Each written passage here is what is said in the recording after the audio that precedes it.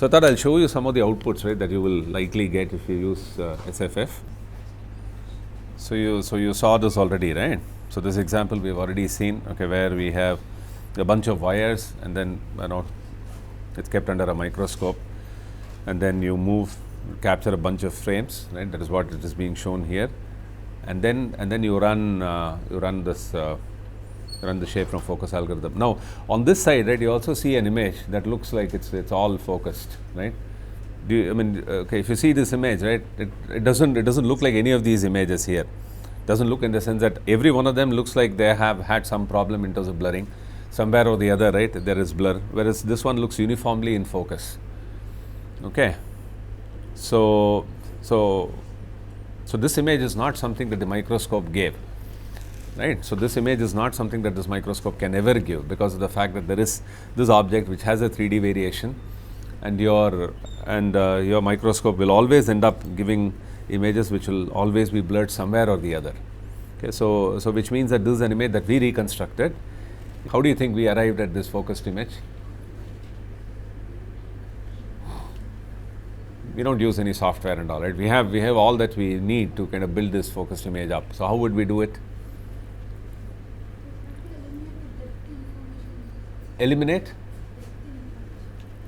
No, it's much more simpler than that.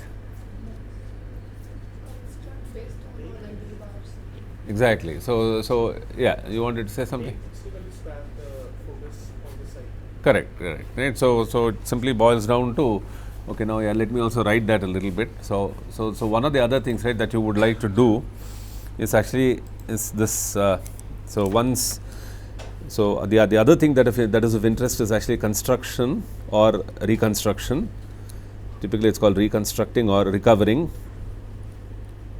Reconstruction of the focused image, right? And the important thing to note is that the setup, right, that you've used will never be able to give you this. Will never be able to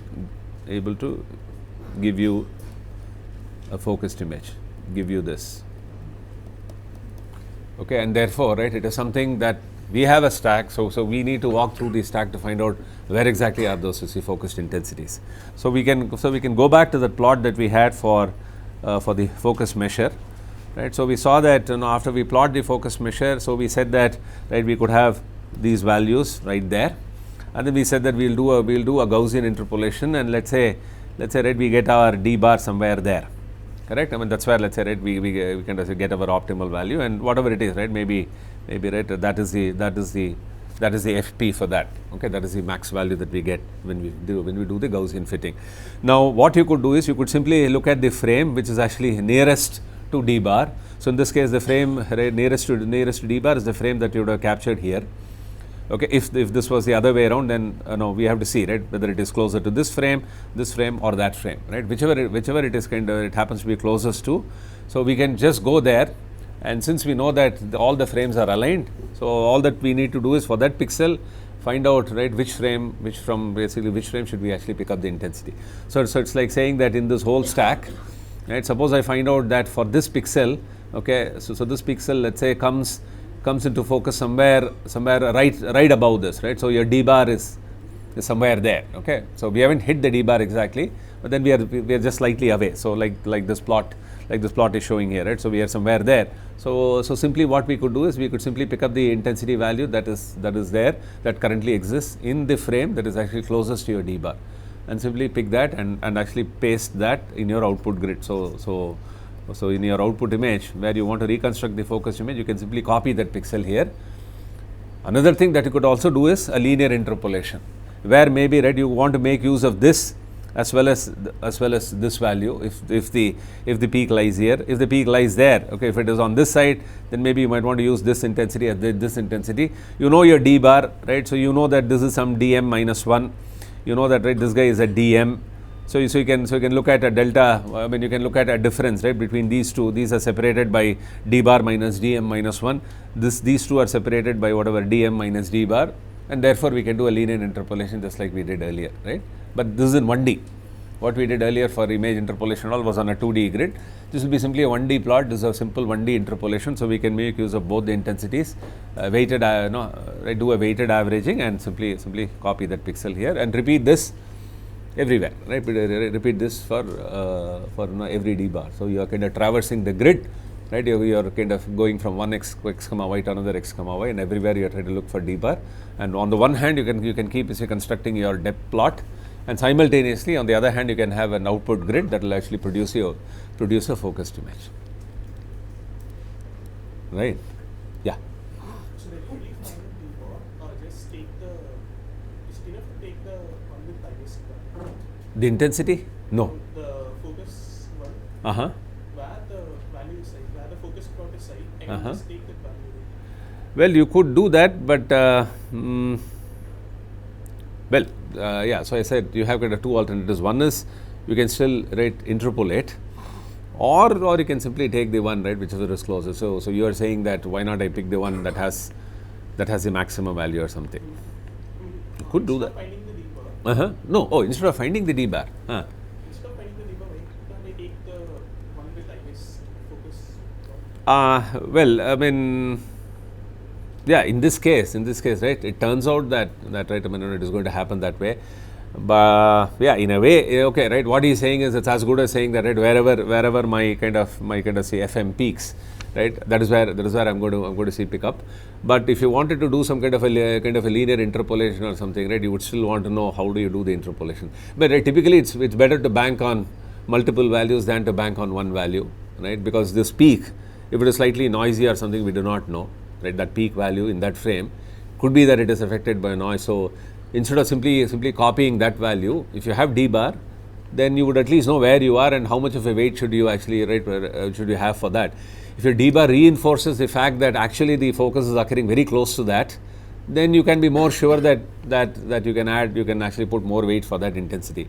But let us say if it so happens that your d bar is equally away from these two peaks, it makes more sense to take kind of both the intensities. So in that sense, you can still use d bar. I mean, I would say use it, right, because of the fact that you will at least know what you're doing is right or not. Because instead of blindly picking whatever is a maximum, you might still want to know whether I'm right in kind of doing so. If you're closer to this, you can simply pick that. Okay, in which case you can assume that probably, right, but interpolation, why not? I mean, right, because you have two values, better bank on both, because some averaging will happen, and averaging always counters noise to some extent. We do not know how much noise and all is there in these images, but if there is noise, then to counter noise, it's always good to average. And because these are all aligned, no, see, things are not aligned, then it's a problem, right? Averaging and all doesn't make sense. But because that pixel is sitting right there, right, in the other frame, it's right up, right below, right center, it's always good to average, because then you will actually counter noise to some extent.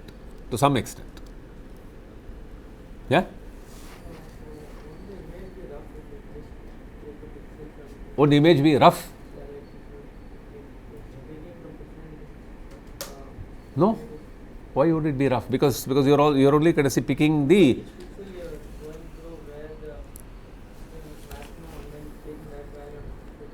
Okay.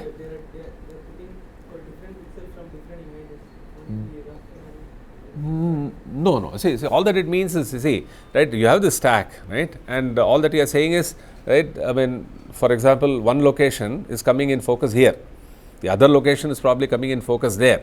Since you are only interested in the focus intensities, it is okay, right? I mean, you will have to do that. I mean, you can't pick one frame to get all the focus intensities, because you can't do that anyway. So you will have to walk through the stack to find out from where I should pick, and that won't give you any what do you call it? Sort of an unpleasant image or something. So, but we take the maximum intensity. Maximum, not the maximum intensity, you can interpolate. Okay, yeah, go ahead. Take only the maximum intensity. Okay. The focus image is black. In the sense, it has to be 0. Due to some blurring, if it is converted into grayscale, some 50 or like that, then it will not be focused. No, right. Which is the reason why we are not looking at the intensity value. See, when I'm doing this FM plot, right, those are not intensities, right?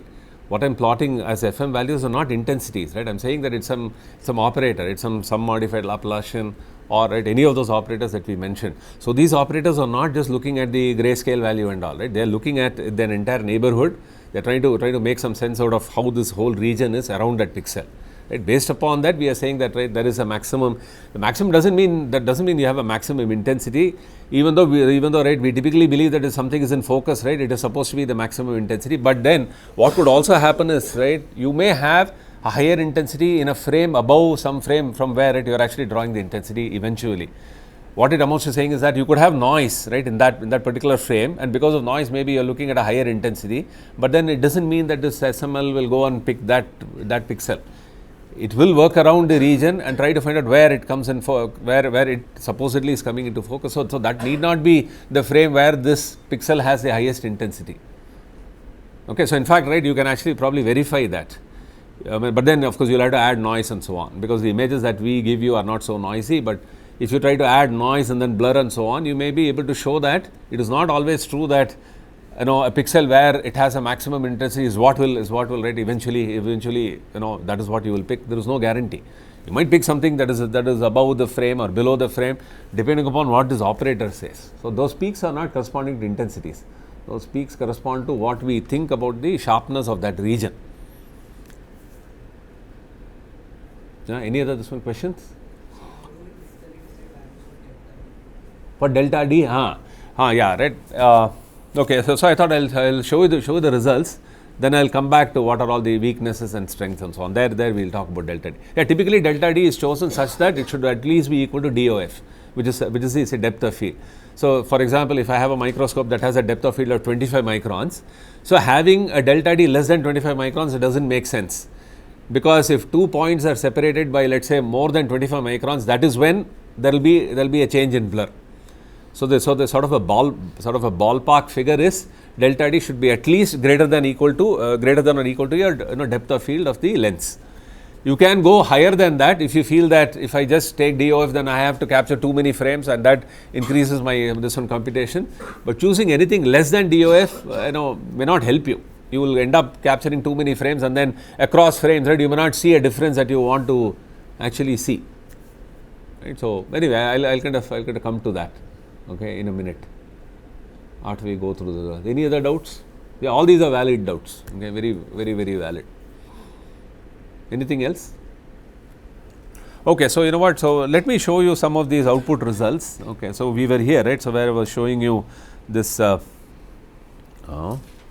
That was showing you. Okay, so this focused image is actually constructed like that. Of course, it's hard to say what might have been the original image because we don't have the original with us. I mean, there's no way to validate this. Right? There's no way to validate because we don't have the true focused image with us. Going by intensity is not really a smart thing to do, because just because of noise you may have higher intensity there, but that doesn't mean that, right, that is how the original intensity was like. So you should rather go with this focus operator, which gives you a sense of how that region is evolving and where that region comes into. Because see what happens when something comes into focus, right? Typically it's a whole set of these pixels in and around, because objects are like that. Objects are not like noisy like image. You can think of images. I mean, you can have random noise in images, but you will never see random noise pattern in a kind of 3D world. It's unthinkable. Right? So typically there is always something called a generic prior that, let's say, right, everybody uses right across noise filtering for all, not just images, right, everywhere. What it means is that locally, right, locally things look similar. This is a fundamental fact. Fundamental fact of nature is that locally things look similar. So this is a generic prior that you can exploit anytime, anywhere. Seldom will you go wrong, unless like there is a discontinuity or something where it can break down. Okay, so this is that plot, right? And again, I mean, how do you really verify that this is true and all? Okay, there's a bunch of other things that you have to do to verify. But right now, right, I'm just showing you how those output results look like. Okay, and then here is another example. Here is a trench, right, which you want to actually which you want to get a pick up, and here is the focus image corresponding to that. This is a simulated situation. Okay, the first one was real. Can you see the face? So it's like this face alone cropped. More than that, right? If you look at this have you seen somewhere? Where have you seen this? In your coin.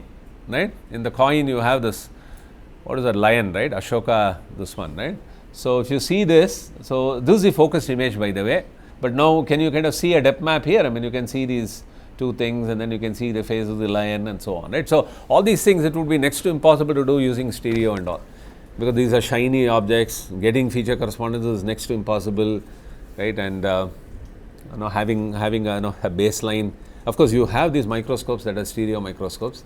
People do have those, but again, to image objects like these which are shiny and all, is very hard, and to do those feature correspondences. Okay, whereas doing something like this will still give you, that is that is somewhat reasonable. Okay, then before I go further, I wanted to show you one more thing, right? What if you were to ignore the parallax effect? I mean, what if you did not have a telecentric setup, right? And you still attempted something like this, then what would happen? Okay, so you would expect things to not work out that well, right? Because okay, that is a phenomenon called we call it pixel migration, right? So what it means is that if you take a camera and move forward, see, just as this is when you translate a camera, we said that, right? That is normally called stereo. Okay, when you translate in plane, okay, that is like stereo. Okay, that is a regular stereo. There is something called axial stereo. Axial stereo means you take a camera and walk along the optical axis. You are translating, but you are not translating like this. This is in-plane translation. You translate along the optical axis. Okay, that is called axial stereo. Axial stereo is seldom used because the parallax that you get, you have to move a lot in order to see a parallax that you can actually identify, okay, reasonably well. But as far as shape from focus is concerned, what happens is, if you try to walk with a camera, right, you walk forward, and you don't have this kind of a telecentricity, right, in your camera. Most of our regular cameras don't have that kind of a telecentric setup, and therefore when you move, right, what will happen is each pixel will now start to move across the frames as a function of that scene depth. Okay, it's not just scaling. Okay, if you think that these are all scaled versions of each other, it is not correct, because when you move, there is an axial stereo going on. Only thing is that pixel motion is much less than what happens when you translate. When you translate, when you see if you see the parallax effect, that will be much higher. It is also the reason why you don't find stereo where they're going to translate this way. They'll typically have a stereo rig where they keep the baseline separated like that, and then the optical axis is this way, not that way. So it's not like I turn one camera on here and then I turn the next camera on there, or maybe, right, you don't have a setup like that. So typically it's like typically it's like there's a baseline and they are separated in plane. But if you walk like this, right, that also is stereo. That's called axial stereo. But what happens is, right, in this case, because it is not just stereo, because you're getting these blurred frames, so you get an effect that is both. There is a combination of axial stereo plus the blur. But axial stereo itself is not really such a sort of a great cue for depth. So what happens is, but then if you tend to ignore that, and if you say that I'll still run my operator through the stack like that, what could have happened is, right, what could have possibly happened is, right, so here we assume that all these points are aligned, right? That need not be the case anymore. So this point could have moved slightly away here, and then in the other frame it could have moved somewhat a little more, and so on. So unless you know where it is going, I mean, if you know where it is going, you could apply the operator there, but then to know where it is going, you should know its depth, which is exactly what you're trying to find out. So we don't know where it is going, right? So unless you account for that motion, and if you simply blindly say that I'll go ahead and apply my focus operator here, you will end up going wrong. Do you accept that, right? So if there is a parallax, right, let it be axial, but still there is going to be some parallax. So this is called pixel migration, right, where these pixels start to migrate depending upon where they are in the scene. Okay, each pixel will migrate in its own way. That is okay. No, delta D is known, but then for that delta D, each scene point will move in its. From the initial position, if we keep moving according to delta D, then we would know the depth. No, you won't know the depth. No, to solve for the depth, you need to do this focus measure plot, and to do the focus measure plot, you are assuming that the same pixel exists at the same location across the frames, but that is no longer true because they are moving, and you don't know where they are going. So for example, you do not know that next time you should be putting the operator here. And for this frame, you should be putting the operator there. You don't know that. Because the moment you translate, right, there is a parallax. Parallax is not scaling. See, for example, when you translate like this, right, when you translate like this, we don't say that there is a simple translation in the scene, correct? I mean, you can't have a homography that will simply translate one to kind of map onto the other, because of the fact that different points are existing at their own depth, and therefore each one moves independently of the other. Same thing with this.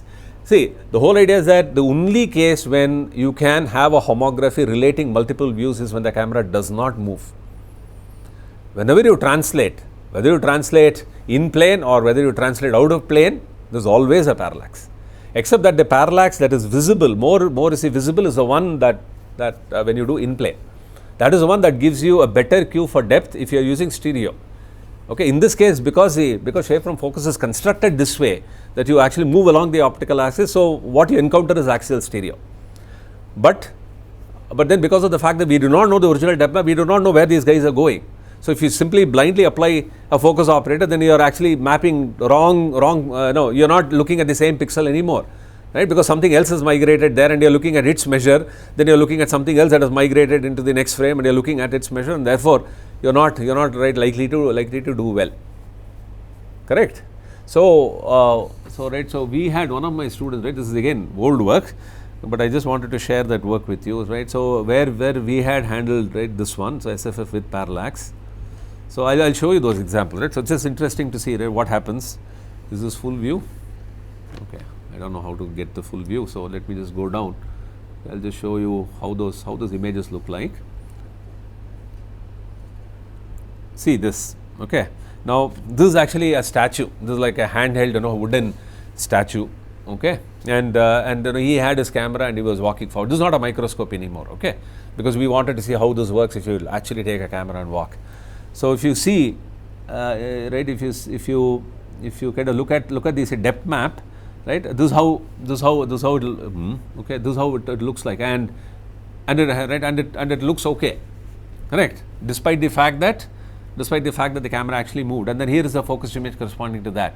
If we did not take parallax into account, then see what you get. See this nose that has gotten squished.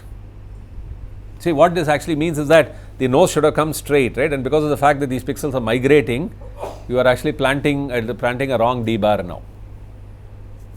Okay, this is what will happen if you do not if you do not account for this parallax effect. I just wanted to show this image, right, so that you get an understanding that this face is looking like, looks like a contorted face now, right? Doesn't look like the original face anymore. I think I have a few more examples like that. Yeah, but that one is the most. These are all ones that work. The one that fails, right? I think this was one that we had shown, and then I also wanted to show you about this. Yes, see this, right? I mean, here is a globe, right? This is just your globe. Okay, you have kind of multiple images, and you see a dent here, right, on this globe. There is some dent there. Okay. Now, if you reconstruct it correctly, right, then what you will see is this dent here, okay, which actually shows up pretty correctly. And you have a smooth surface, and then there is a small little dent. I think you can make out, right, this dent here. But then if you don't take parallax into account, right, then what you end up is with something like this. The image you end up with is something like that. So you can go see very wrong. Which is also the reason why let's say, right, I mean, at that time, right, people were still not talking about taking shape from focus out of the lab, right, because they knew that you had to solve all this. Okay, if you do this, you could still achieve. I mean, if you wanted to, right, scale the escalate the challenge, and if you wanted to take it out and do it, right, you still can do it, but then provided you take into account all these factors. In fact, recently, right, I saw a paper in 2015. This is still pretty old. I mean, which year was this? This was 2011, right? Now look at a paper that came in 2015. So he talks about depth from focus. So shape from focus, what he calls as depth from focus with your cell phone, a mobile phone. Again the same issue. Okay, so for example, he shows that on a keyboard, right, you can actually do it. Okay, so here's a keyboard for which he gets a depth map right there, right? And then he shows some examples. I mean, pretty impressive. And these are people that will actually, see focal stack alignment. So if you see this work, right, I mean, previous work corrected for magnification changes through scaling and translating or a similarity transform. However, these global translations are inadequate for accounting for local parallax. And that's what I said. Okay, so you can't account for that. To account for that, you should know the depth, and which is like, you know, a chicken and egg problem. That if you knew the depth, I mean, you know where to go, but that's the whole point. We don't know what is the depth. And then he shows some examples here. Of course, see, these are not easy anymore. Okay, in the sense that the moment you start walking, then there is all this parallax, and what they actually do is what is called an optical flow. See, optical flow is sort of a generalization of your homography notion. Homography, right, helps you with one law. It helps you map, right, all the entire image, right. This apply with that one law. Homography is like applying one linear transformation that you can apply on the entire image. An optical flow is not like that. On optical flow, you can think of as trying to tell where each pixel is going independently of the other. So it's like saying that, you know, if you translate it, so it's like something like if you computed a stereo, right, it will tell you, correct, where exactly each point went. Optical flow will do something like that. It will tell you where each pixel has gone. In fact, it is used to compute stereo depth maps and so on. So it assumes that your intensity wouldn't have changed across the frames much, right? There is a sort of an illumination constancy constraint, and all they put, and they try to solve it as some optimization problem. The thing is, right, here the optical stereo, see, they are not see, right, you could always ask, when there is already a stereo cue, why use blur then, right? If there is already a stereo cue, the point is they are only using the stereo cue to the extent that they want to align the image, because they are still banking on blur as a cue. Because like I said, right, if you wanted stereo, you would translate this way and not this way. Okay, this gives you very little of this parallax, but if that little amount is not taken care of, then you will go wrong when you try to do this focus measure curve. So anyway, it has to be accounted for. So finally, right, this depth that he is computing is still from blur as a cue. That's why he writes this as depth from focus. He doesn't say depth from stereo. Although there is parallax, inherently there is stereo running right across the images, there is a cue, but that cue is not really what he is using. He is using that to simply align it. He is not using that to, you could theoretically use both, but then in this paper that's not what they do. Okay, what is called really a cooperative defocus stereo, that's called, where let's say people use actually both cues to come up with a depth map and so on. That's called a cooperative method. So here he is just using the optical flow to kind of do a compensation for this pixel motion. And because the pixel motion is compensated for, now we can run your focus operator, and then you're kind of happy doing it. And then, okay, now here are some examples, right? Let me just go down and show you some examples. So, right, so here is, what is it? So he says multiple, okay, data sets captured with a handheld Samsung Galaxy. Let's write number of frames. So plants, so he's got about 23 frames of that. So he's also given the number of frames. Bottles, these many frames. Fruits 30, metals 33. Window is, I think, metals is this is some window, I think, and then there is a phone, a telephone, and for each one of them he constructs a depth map, and right, that's what they show. So I just wanted to tell you that, right, it will take some time for these things to eventually come on the phone and so on, right? But as academicians, right, we are always interested in knowing what all does an image reveal to you. No, the optical flow is what will actually, no, the way it works is optical flow will tell you that these two objects are at the same depth because they are moving by the same amount. It's the other way around. See, optical flow is computed across frames. Okay, you have a bunch of frames, you compute the optical flow means what should be the motion, x comma y motion that I should apply on each pixel, let's say on the first frame, so that it aligns with the second. Now, if it turns out that a pixel here and some other this one, right, a pixel there, if they both show that they are both moving by the same x comma y amount, then it means that they are both at the same depth. So optical flow is something that will, I mean, you use optical flow to kind of reconstruct, a depth map, and from that you can actually make out, either you look at the optical flow and interpret it, or you use the optical flow to construct a depth map and then you interpret it. But the idea is still the same, that if let's say bunch of these pixels move by the same amount as, let's say, some other bunch, then it means that, right, that these two objects, they could be the same object or they could be, say, different objects in the scene, but they are both at the same depth. But here, right, I mean, see, he is not using all of that. He is just doing some optical flow alignment, a crude alignment, so that he can run the focus measure operator. His idea is to extend depth from focus to a real world, where you can take a mobile phone and do it. So the idea is not really, stereo is not the idea here. I don't want us to focus wrongly. Okay, stereo is not the idea here. Stereo is only to do that small little compensation that you need, right, in order to make these frames aligned, because then only you can run. So his depth Q is all due to blur. Right? Why would he capture that many frames? 30 frames, 35 frames. For stereo, you need 2 frames. Right? He's capturing a whole stack now. Capturing a stack, but then he is aligning the stack because he understands that there is a parallax which needs to be accounted for. And once the frames are aligned, then he runs a depth from focus algorithm. I haven't read the paper fully to know what focus operator and all, but some focus operator he must have used. And okay.